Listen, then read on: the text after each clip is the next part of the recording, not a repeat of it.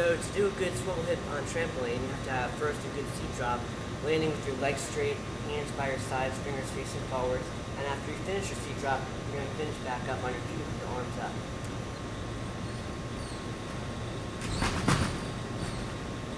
Next, you're going to do a seat drop, stand up, half turn.